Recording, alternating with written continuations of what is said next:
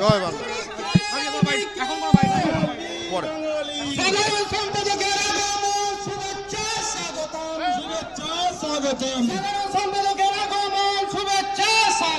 শুভেচ্ছা স্বাগতম।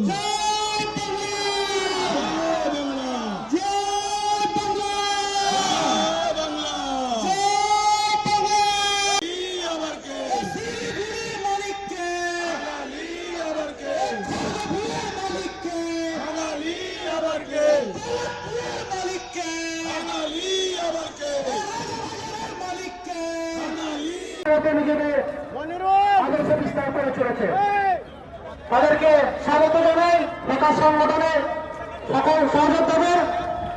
এরপর পরবর্তী বক্তা বাংলা পক্ষের শীর্ষ পরিষদ সদস্য।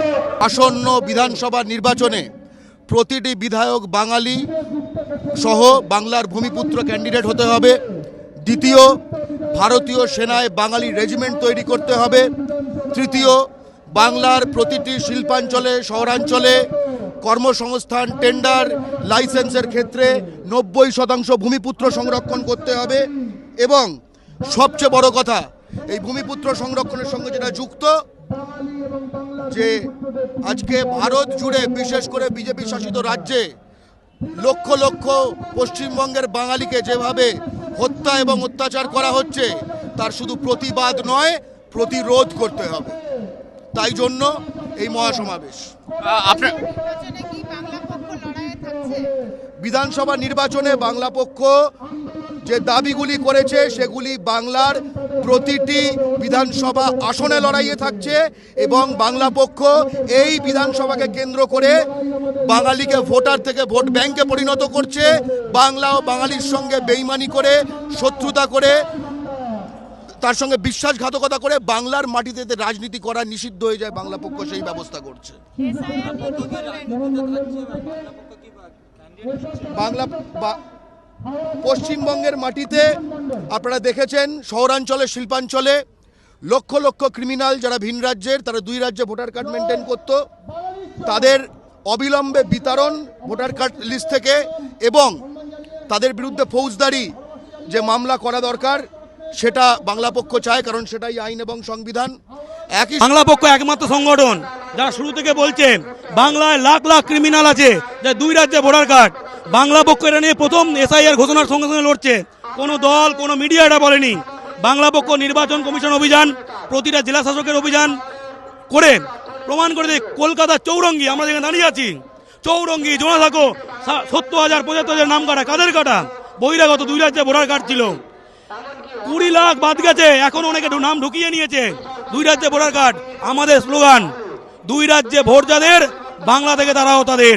এরাও বেশিরভাগ বিজেপিকে ভোট দেয়। যাই হোক, বিজেপিকে দিক, তৃণমূলকে দিক, যাদের দুই রাজ্যে ভোটার কার্ড, এমন কোন ক্রিমিনালকে বাংলায় আমরা থাকতে দেবো না।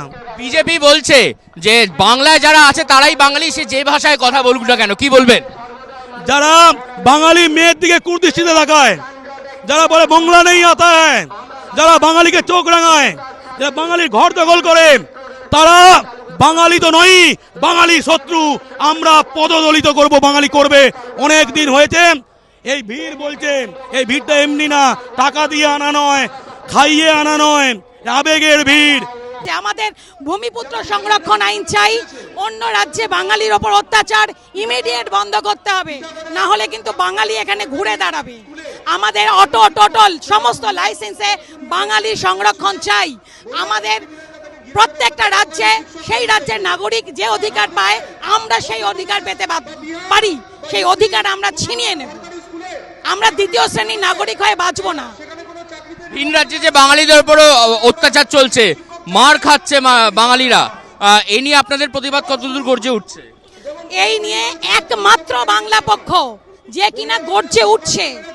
আমরা এটা নিয়ে, আমরা উড়িষ্যার, জানেন, আমরা বিভিন্ন জায়গা তাদের যে আছে আমরা অবরোধ করছি। আমরা সরকারের কাছে লিখিত দিচ্ছি যে সরকার যাতে তাদের সাথে কথা বলে। আমরা এখান থেকে আমরা নানান রকমভাবে তাদের সাথে যোগাযোগ রাখছি, তাদেরকে সাহায্য করার চেষ্টা করছি যে তারা যদি এখানে ফিরে আসে তাদের যেন এখানে কর্মসংস্থানটা হয়। আজকে 22 থেকে 25 লাখ শ্রমিক আমাদের রাজ্য থেকে অন্য রাজ্যে যাচ্ছে, কিন্তু 2 কোটি বহিরাগত আমার রাজ্যে আসছে। এইটা আমরা সহ্য করব না। আমরা যখন রাজ্যের বাইরে যাচ্ছি তখন কিন্তু সেই রাজ্যের ভাষা আমাদেরকে বলতে হচ্ছে, কিন্তু বাংলায় আমাদের ভাষাটাকে তারা এড়িয়ে গিয়ে তাদের নিজেদের ভাষা আমাদের উপর চাপিয়ে দিচ্ছে। এই নিয়ে আমাদের বাংলা জাগছে, ভবিষ্যতে বাঙালিরা আরও জাগবে। তার জন্য আমরা ছোটো ছোটো সভা, বড় বড় সভা সমস্ত কিছু করার চেষ্টা করছি এবং সমস্ত বাঙালিদেরকে বলছি যে আপনারা আমাদের সাথে থাকুন, আমাদের হাতে হাত দিন এবং আমাদের সাথে এগিয়ে চলুন। বাংলা পক্ষ কি কখনো বিজেপিকে সমর্থন করতে পারে? না, কোনোদিন না, কোনোদিন না। ওদের মস্তিষ্ক এবং আমাদের মস্তিষ্কের মধ্যে শতাধিক পার্থক্য রয়েছে। ওদের সঙ্গে আমাদের কোনোভাবেই মিল নেই। ওদের মানসিকতার সঙ্গে আমাদের মানসিকতা কোনোদিন মিল হতে পারে না। ওদের সঙ্গে আমাদের কোনো মিলই নেই। কি বলবেন বিজেপির নেতারা আপনারা যেখানে আজকে রয়েছেন তার থেকে কিছুটা দূরেই ব্রিগেডে একটা সমাবেশ ছিল, যেখানে গীতা পাঠ করতে গিয়ে একজন চিকেন প্যাটিস বিক্রি করছিল বলে তাকে বেধড়ক মারধর খেতে হয়েছে। কি বলবেন আপনারা? দেখুন, কি বলুন তো, বাঙালি হচ্ছে বাঘের বাচ্চা। আমরা নিরামিষই কোনোভাবেই খেয়ে থাকতে পারবো না। আমাদের ইতিহাসের মধ্যে মাছটা প্রবলভাবে ঢুকে আছে, সেহেতু ওরা যেভাবে চাপিয়ে দিচ্ছে, এই আজকে চিকেন দোকান বন্ধ করে দিচ্ছে, মাটন দোকান বন্ধ করে দিচ্ছে, ধরুন আপনার ফিশ মার্কেটগুলো বন্ধ করে দিচ্ছে, এর আমরা প্রবলভাবে বিরোধিতা জানাচ্ছি। বাংলা ও বাঙালি এই যে সেন্টিমেন্ট, এই সেন্টিমেন্টকে কাজে লাগিয়ে বাংলা পক্ষ কিন্তু দীর্ঘদিন যাবৎ এই বাংলার মাটিতে বাঙালিদের একত্রিতকরণের কাজ করে চলেছে। এবং আজ এই 11 তারিখের দিনে একেবারে বলা যেতে পারে ধর্মতলার যে রানী রাসমণি অ্যাভিনিউ যে চত্বর, এই চত্বর কিন্তু বাংলা পক্ষের ডাকের যে সমাবেশ, সেই সমাবেশে কিন্তু একবারে ভরে উঠেছে। যদি যত দূর দেখা যাচ্ছে একেবারে জেলা স্তর থেকে বিভিন্ন বাঙালি সংগঠকরা তারা কিন্তু এখানে এসে উপস্থিত হচ্ছেন এবং একইভাবে বাংলা পক্ষর যিনি মূল কর্ণধার অর্থাৎ গর্গ চট্টোপাধ্যায়, তিনি যেটা জানিয়েছেন যে তাদের বেশ কয়েক দফা দাবি নিয়ে তারা কিন্তু এই সমাবেশে নেমেছেন। প্রথম কথা, তাদের যে দাবিগুলি হচ্ছে সেটা হচ্ছে চাকরির টেন্ডারে ভূমিপুত্র সংরক্ষণ, ভারতীয় সেনায় বাঙালি রেজিমেন্টের সংরক্ষণ, ভিন রাজ্যে বাঙালিকে যে অত্যাচার হচ্ছে তার প্রতিরোধ এবং বাংলায় সর্বত্র বাঙালি সহ ভূমিপুত্র যে বিধায়কের যে সংরক্ষণ, সেই সংরক্ষণ করতে তিনি উদ্যত হয়েছেন। এবং সব থেকে বড় কথা, সামনেই যে বিধানসভা নির্বাচন, সেই নির্বাচনের আগে কিন্তু একবারে বড় ঘোষণা জানিয়েছেন গর্গ চট্টোপাধ্যায়।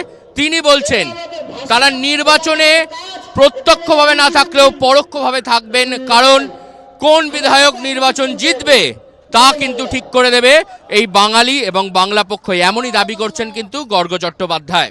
ক্যামেরায় লিসনের সঙ্গে রাহি, আজ তাক বাংলা।